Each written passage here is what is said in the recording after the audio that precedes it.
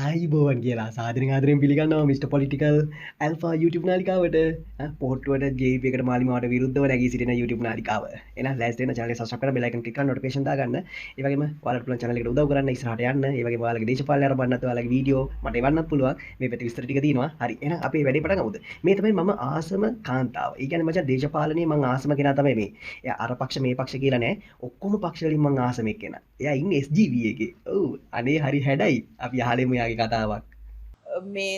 මේගොල්ලන් මේ වැඩ බැරි කණ්ඩායමක් ඒ වගේම තමයි තමුන්ට වැඩ බැරි කියලා මිනිස්සුන්ට තේරෙනකොට ඒ කියන්නේ කතා කරනකොට අනිත් පැත්තේ මිනිස්සුන්ව මර්ධනය කරන කණ්ඩායමක් ඉස්සරහට කොහොමත් මම නම් හිතන්නෙත් නැහැ සංජයක්වත් තියයි කියලා. දැන් හිරුනිකා කියන්නේ අනිත් කට්ටියට කලින් මෙයාලා ගෙදර යවන ජනතාව නැගිටී කියලා. මට හිතෙන්නේ මෙහෙමයි. දැන් මේගොල්ලන් මේ තියෙන තත්ත්වෙත් එක්ක මේගොල්ලෝ ගැට ගහගෙන යයි දෙසැම්බර් වගේ වෙනකන්. ඊට පස්සේ එතනින් එහාට ඊළඟ අවුරුද්ද අතිශය තීරණාත්මක අවුරුද්දක් බවට පත් වෙයි මේගොල්ලන්ට.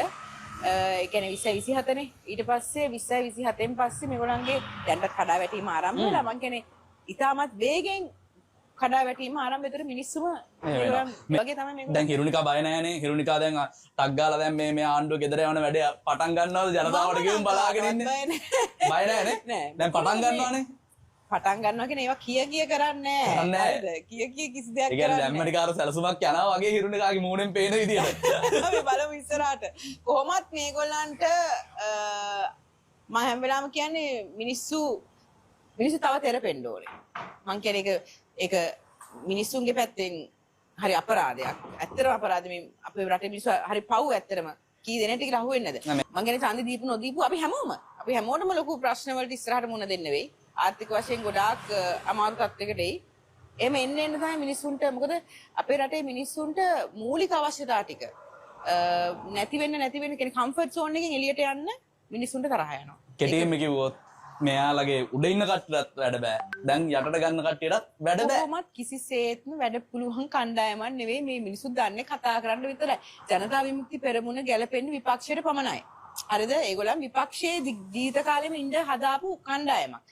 ඉතින් මම නම් හිතන්නේ විපක්ෂයටවත් මම පෞද්ගලිකව හිතන්නේ විපක්ෂයටවත් තිය දේශපාලන සුදුසු අය නෙවෙයි.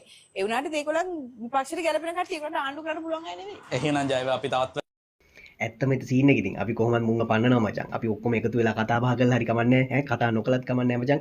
කණ්ඩායම් ටික එකතු වෙලා මුං එලෙව්වොත් ඇති JP කාලා කන්නේ 70. කඩු වෙලට එන්නේ නේ. කඩු වෙල ලස්සන කරන්නත් ඕනේ නං හිරුනිකා ඔයා. මම නම් හිතා ඉඳන් අනේ මන්ද මෙයාගේ කටහඬටද නැත්නම් මෙයාගේ රූපෙටද සුදු හින්දාද අනේ මන්ද අවුලක් නැහැ ලස්සනයි නේ මචං. කටහඬත් එහෙම අවුලක් නැහැ කෑ ගහනවනේ රනිල් ගෑවනේ.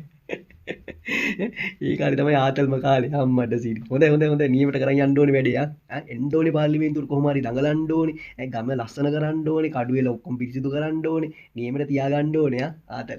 දැන් දෙන්න හදන්නේ පාට්ටම වීඩියෝ එක. අනුරත් එක්ක බුදිය ගත කතාවක් අහන්න යන්නේ. යා.